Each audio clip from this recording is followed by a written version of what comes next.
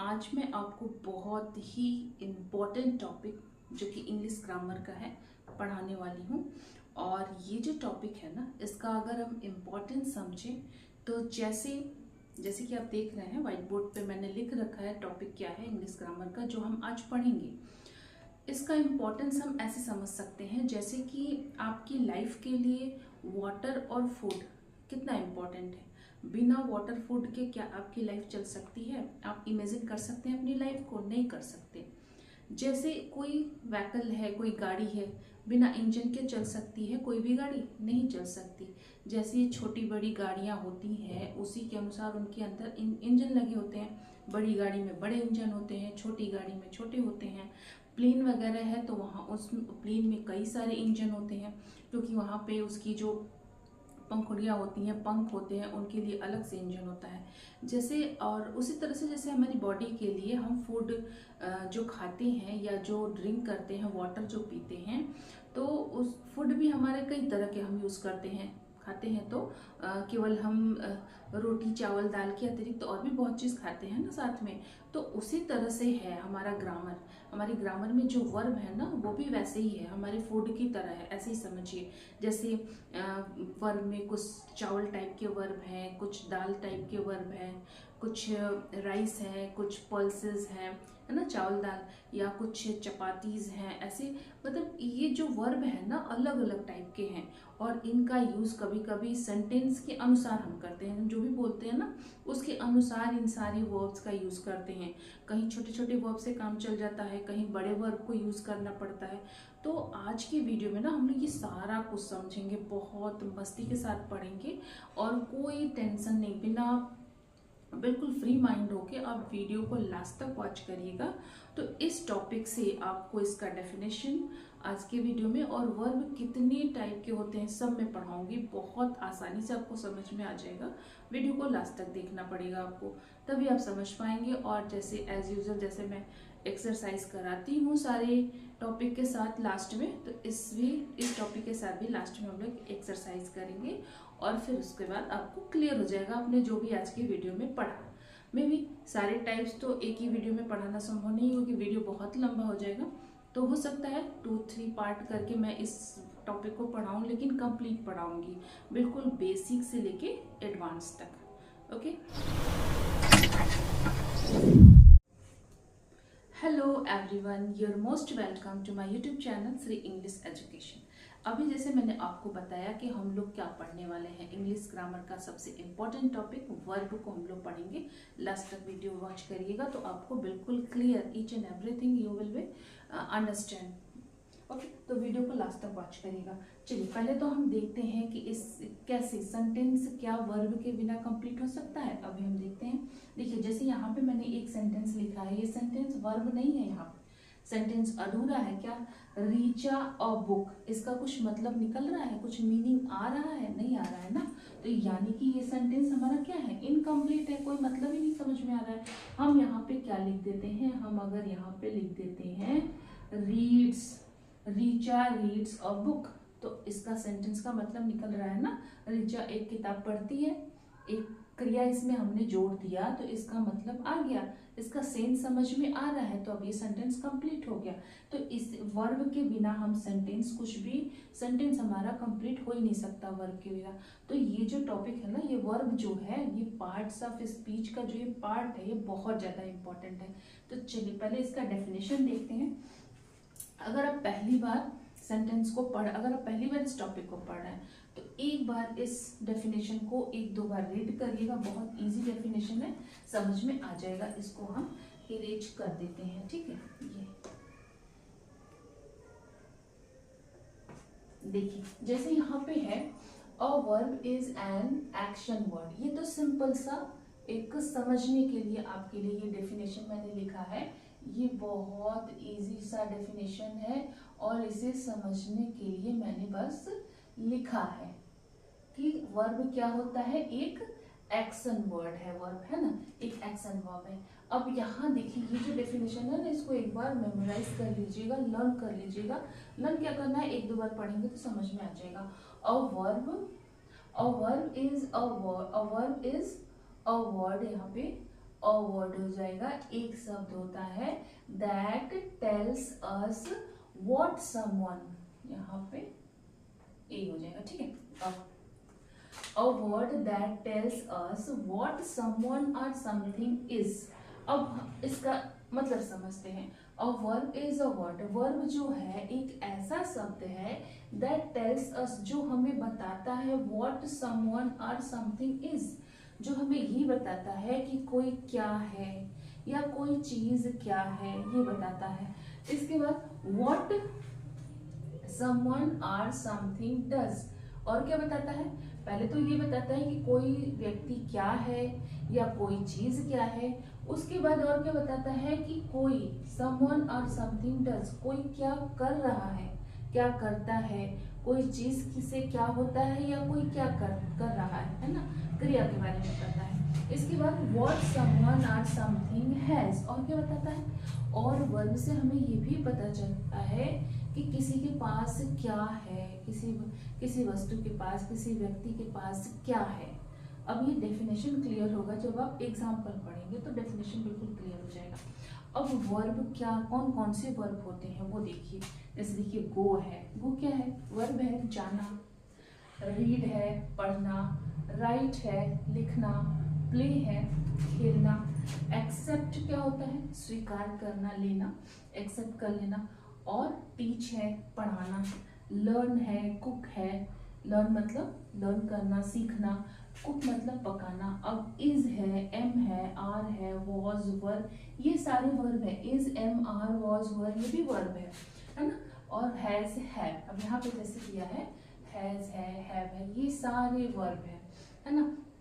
लेकिन अब ये सारे वर्ब जो है ना वो अलग अलग सेंटेंस में अलग अलग तरीके से यूज किए जाते हैं। जब हम जैसे बोलते हैं, हमें जैसी जरूरत होती है वैसे वर्ब को यूज करते हैं। अब जैसे यहाँ पे देखिए, जैसे हमने यहाँ लिख रखा है कुछ सेंटेंस, सी राइट्स ब्यूटीफुल पोएम्स। कुछ वर्ड जो होते हैं ना उसको पढ़ के हमें लगता है कि कोई काम हो रहा है, लेकिन कुछ बच्चे यही समझते हैं कि राइट्स है, रन है, सिंग है, यही सारे वर्ब हैं। ये वर्ब तो हो ही नहीं सकता, ये कैसा वर्ब है, उस नहीं समझ पाते। तो वो हम आज उसको आप समझिए, मैं बता दूँ कैसे होता है। ये जो वर्ब है ना इसको हम क्या बोलते हैं? एक्शन वर्ब बोलते हैं। ये सारे वर्ब जब आप पढ़ेंगे ना तो ऐसे पता चलेगा कि कोई काम हो रहा है। और ये सारे जो वर्ब हैं ये स्टेट ऑफ बीइंग है ना। स्टेट ऑफ बीइंग का मतलब क्या होता है? ये हमें बताते हैं कि कोई क्या है ना। वर्ब जैसा ही लगता है, बस ये बता दो, उससे ये नहीं पता चलता, डायरेक्ट नहीं पता चलता कोई काम हो रहा है, लेकिन ये पता चलता है कि कोई क्या है ना। अब कैसे, ये अभी देखिए, सी राइट्स ब्यूटीफुल पोएम्स। अब यहाँ पे देखिए एक्शन पता चल रहा है ना, राइट से क्या कर रही है वो? पोएम्स लिखती है। वो क्या करती है? अच्छे अच्छे पोएम्स लिखती है। The dog runs in the park. Dog क्या कर रहा है? पार्क में क्या कर रहा है? दौड़ता है। डॉग पार्क में दौड़ता है, तो दौड़ना जो है ये क्या है? एक्शन वर्ब है। The birds sing sweetly in the morning. अब यहाँ पे देखिए, यहाँ पे सी है, सिंगुलर है, तो यहाँ पे सिंगुलर वर्ब आ गया है। यहाँ सिंगुलर है, डॉग अकेले है, सिंगुलर है, तो यहाँ पे भी सिंगुलर वर्ब आ गया। लेकिन यहाँ बर्ड्स हो गया, बहुत सारे पक्षी हो गए, बर्ड्स हो गए, तो यहाँ पे क्या हो जाएगा? प्लूरल वर्ब हो जाएगा, ये भी ध्यान दीजिएगा। और ये सिंग क्या है? हमारा एक्शन वर्ब है ना, sweetly in the morning. Birds क्या करती हैं? चिड़िया जो है वो सुबह में मधुर गीत गाती हैं, है ना, मधुर गीत गाती हैं। इसका मतलब, इस सेंटेंस का ये मतलब हुआ कि पक्षियाँ जो है, चिड़िया जो है वो सुबह में बहुत मधुर गीत गाती हैं। तो यहाँ पे सीन जो है, रन्स है और राइट्स है, ये सारे क्या है? सारे एक्शन वर्ब हो गए। क्रिया पता चल रही है, डायरेक्ट में पता चल रहा है कि कोई काम हो रहा है, ठीक है। अब हम देख लेते हैं स्टेट ऑफ बीइंग। अब स्टेट ऑफ बीइंग क्या है? दे आर वेरी हैप्पी, वे बहुत खुश हैं। तो क्या है स्टेट ऑफ, मतलब वो कैसे हैं? I am in the market, मैं मार्केट में हूँ, मैं बीमार हूँ, या मैं क्लास में हूँ। एक स्टेट बताता है कि वो कहाँ पे है, कैसा है, तो वो भी वर्ब है। इसे भी हम वर्ब की तरह यूज करते हैं। The book was on the table. Book कहाँ पे है? टेबल पे है, टेबल के ऊपर है book. I am a teacher, मैं क्या हूँ, एक टीचर हूँ। तो ये सारे जो है ना ये भी वर्ब की तरह ही यूज हुए हैं। और ये क्या है, स्टेट ऑफ बीइंग, इसको बोलते हैं कि वो एक तरह से स्टेट बताता है किसी भी चीज का, किसी भी व्यक्ति का। जैसे बुक है ना, बुक का स्टेट बता रहा है, कहाँ पे है, टेबल के ऊपर है। और वो व्यक्ति क्या है, आई का क्या है, वो टीचर है, आई एम अ टीचर, मैं टीचर हूँ। तो मतलब एक स्टेट बता रहा है, उसके बारे में बता रहा है, तो ये भी हमारा वर्ब है, ऐसे भी यूज करते हैं। अभी हम आगे पढ़ेंगे कि इन सारे जो वर्ब है ना, इसको कैसे कैसे यूज करते हैं। कई सारे वर्ब होते हैं, और वर्ब अगर आपने समझ लिया तो सोचिए कि इंग्लिश ग्रामर आपको 80% समझ में, क्योंकि इंग्लिश ग्रामर का जो है ना वर्ब जो है वो हर जगह बहुत ज़्यादा यूज है इसका। अगर आपने वर्ब इस टॉपिक को समझ लिया तो आपके लिए इंग्लिश ग्रामर 80% ईजी हो जाएगा, बिल्कुल। ओके, चलिए अब देख लेते हैं कि वर्ब के कितने टाइप्स के होते हैं, किस किस तरह से हम वर्ब को यूज करते हैं और कैसे कैसे यूज करते हैं, सब हम देख लेते हैं। चलिए बताती हूँ मैं कि कितने टाइप्स के वर्ब होते हैं। पहले तो देखिए हमारे 2 टाइप्स के वर्ब होते हैं। एक हमारा होता है क्या, एक हमारा होता है हेल्पिंग वर्ब, और एक होता है एक्शन वर्ब। एक्शन वर्ब वही होता है जिसको पढ़ते ही हमको लगता है कि कोई काम हो रहा है, और हेल्पिंग वर्ब ये जो है इसको हेल्प करते हैं। इन सारे वर्ब्स को ये वर्ब हेल्प करते हैं। और इनमें से कुछ वर्ब ऐसे होते हैं जो अकेले ही अपना अर्थ दे देते हैं, अकेले ही इस सेंटेंस में यूज होके अपना मीनिंग दे देते हैं। वो कौन कौन से हैं वो सब हम इसमें अभी मैं आपको बता रही हूँ। एकदम एकदम क्लियर हो जाएगा, ध्यान से वीडियो को वॉच करिएगा। और अभी तक अगर आपने वीडियो को लाइक नहीं किया है तो लाइक जरूर कर दीजिए, और अपने फ्रेंड्स में शेयर कर दीजिए, ओके, ताकि वो भी जुड़ जाए। चलिए देखिए, जैसे ये हेल्पिंग वर्ब में पहला है हमारा क्या, एक्सिलरी वर्ब। अब हेल्पिंग वर्ब में भी कई तरह के वर्ब, पहले तो 2 टाइप्स के होते हैं, हेल्पिंग वर्ब और एक्शन वर्ब। एक्शन वर्ब में ये सारे 4 टाइप्स के हैं, और हेल्पिंग वर्ब में भी ये हमारी कितने टाइप्स के हैं, A B C करके है। यहाँ पे मैंने 1 2 3 लिख दिया है, कोई बात नहीं, यहाँ पे ABC मैंने लिखा है, यानी कि 3 टाइप्स के ये हैं और ये 4 टाइप्स के हैं। तो इसमें जो पहला है हमारा एक्सिलरी वर्ब, एक्सिलरी वर्ब एक हमारा हो जाता है एक्सिलरी वर्ब। एक्सिलरी वर्ब में क्या क्या आता है, बी के फॉर्म आते हैं, बी है ना, बी में आ जाता है, बी का ही ये सारे फॉर्म है, इज है, एम है, आर है, वॉज है, वर है, बीन है, हैव है, ये सारे बी के ही फॉर्म है, इसी में आ जाते हैं, है ना। अब देखिए जैसे इज एम आर तो हमने देखा स्टेट ऑफ बीइंग के लिए हम यूज करते हैं किसी चीज के बारे में, जैसे कि वो क्या है, वो कहाँ था, वो कहाँ है, वो कैसा है, ये सारी चीजें स्टेट ऑफ बीइंग के लिए यूज करते हैं। और प्लस इसके साथ अगर हम मेन वर्ब में आईएनजी यूज करके लगाएंगे तो भी हमारा सेंटेंस अपना मीनिंग दे देता है। जैसे आई एम इन, जैसे आई आई एम रीडिंग बुक, है ना, रीडिंग अ बुक ऐसे करके हो जाए तो वो हेल्पिंग वर्ब के साथ मेन वर्ब जुड़ के अपना एक अलग मीनिंग देता है। तो चलिए अब इसके बाद देखिए क्या है, वॉज वर्ब का भी वैसे अगर पास्ट में हम पास्ट की कोई बात करते हैं तो वॉज वर्ब का यूज कर लेंगे। इसके बाद बीन है। अब बीन का यूज हम कहाँ कहाँ करते हैं, बीन का यूज देखिए, बीन का यूज पहले तो अगर आपने टेंस नहीं पढ़ा है तो टेंस आपको पढ़ना पड़ेगा। बीन का यूज देखिए यहाँ पे present present perfect continuous tense में यूज होता है, और पास्ट परफेक्ट कंटिन्यूअस टेंस में यूज होता है बीन का, ठीक है। और हैव क्या है, हैव का यूज पास्ट के सेंस में करते हैं, जैसे I have 3 pen, I have 2 books, ऐसे जैसे मेरे पास इतनी बुक्स हैं, मेरे पास 3 पेन्स हैं, पास्ट के सेंस में भी करते हैं। और हैव का पहले तो देखिए हैव के जो फॉर्म होते हैं, कितने फॉर्म होते हैं हैव के, देखिए 3 फॉर्म होते हैं। फर्स्ट फॉर्म में हैव होता है as it is first form, and second form had, third form had, ऐसे इसका फॉर्म भी बनता है। यही यही जो है ना, ये जो है यही हमारा इधर रेगुलर इरेगुलर वर्ब के रूप में आता है। जब आप पूरा वर्ब पढ़ लेंगे तो सब समझ में आ जाएगा आपको, ठीक है। अभी इतना मोटा मोटा आप अच्छे से समझते जाइए जो अब मैं आपको बताते जा रही हूँ। हैव का देखिए, हैव का यूज तो एक तो पास्ट के सेंस में करते हैं, जैसे हमारे पास कुछ है उसके सेंस में यूज करते हैं। और हैव का यूज प्रेजेंट परफेक्ट टेंस में करते हैं। और हैड का यूज, ये जो हैड है इसका यूज एक तो हम सेकेंड फॉर्म थर्ड फॉर्म के रूप में भी करते हैं हैड का यूज, और हैड का यूज पास्ट परफेक्ट टेंस में करते हैं, और हैव का यूज प्रेजेंट परफेक्ट टेंस में करते हैं। हैव और यहाँ पे क्या हो जाता है, हैज भी होता है, हैव और यहाँ लिख देती हूँ मैं हैज और हैव। हैज का यूज करते हैं सिंगुलर के लिए और हैव का यूज करते हैं प्लूरल सब्जेक्ट के लिए, है ना। जब प्लूरल सब्जेक्ट होता है तो हैव यूज करते हैं, सिंगुलर सब्जेक्ट होता है तो हैज यूज करते हैं प्रेजेंट परफेक्ट में, और हैड आ जाता है हमारा पास्ट परफेक्ट में यूज होता है। इतना क्लियर है। और बिन का यूज मैंने बताया आपको पास्ट परफेक्ट कंटिन्यूअस में, पास्ट प्रेजेंट परफेक्ट कंटिन्यूअस में और पास्ट परफेक्ट कंटिन्यूअस में बिन का यूज होता है। हैड बिन और हैज बिन ऐसे यूज होता है वहां पे।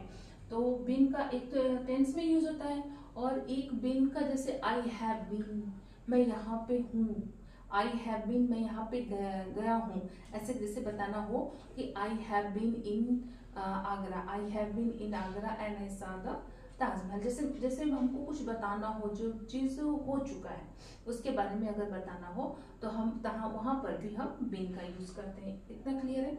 इसके बाद देखिए डू का यूज कहाँ करते हैं। डू भी हमारा ये क्या है, ये हेल्पिंग वर्ब के रूप में डू यूज होता है ना यूज। ये हम यूज करते हैं वहां पे प्रेजेंट टेंस में as a helping verb use करते हैं ना डू और डज का। डू का यूज करते हैं प्लूरल सब्जेक्ट के साथ और डज का यूज करते हैं सिंगुलर सब्जेक्ट के साथ। ओके।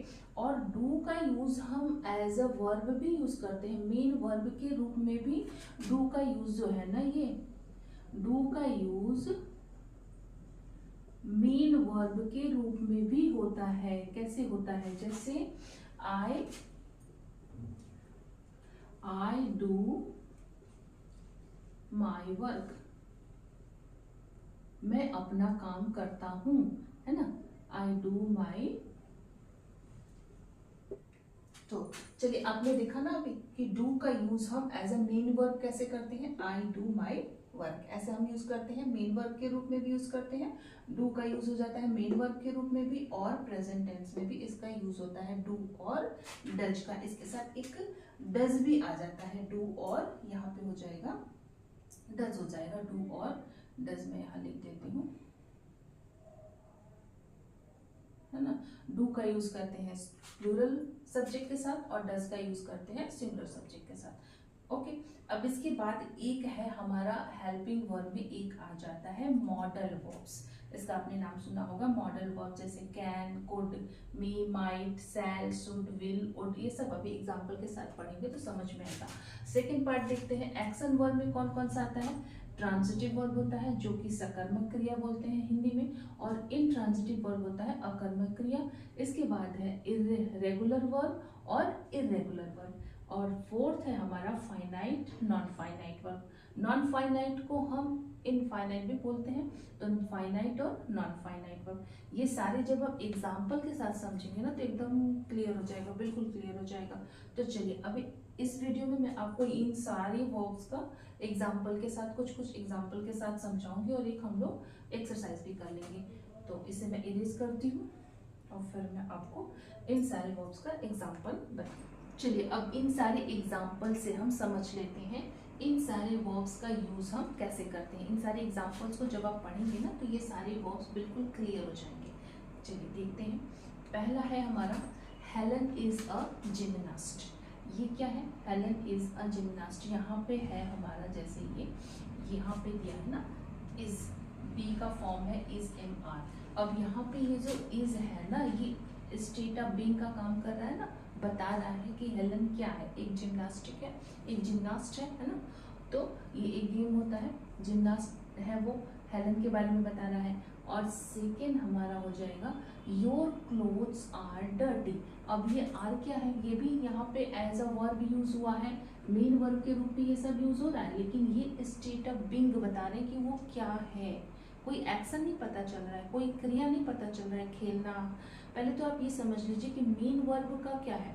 मेन वर्ब हमें कैसे पता चलेगा, किसी भी वर्ब के लास्ट में अगर ना आता है, जैसे खेलना, हंसना, कूदना, खाना, या फिर पसंद करना, या फिर आपका हो जाएगा जैसे खोजना या कूदना, डरना, हंसना, सोना, उठना, बैठना, जागना, जिस भी वर्ब के, जिस भी क्रिया के लास्ट में ना आता है वो सब मेन वर्ब होते हैं। इतना आप समझ लीजिए, ठीक है।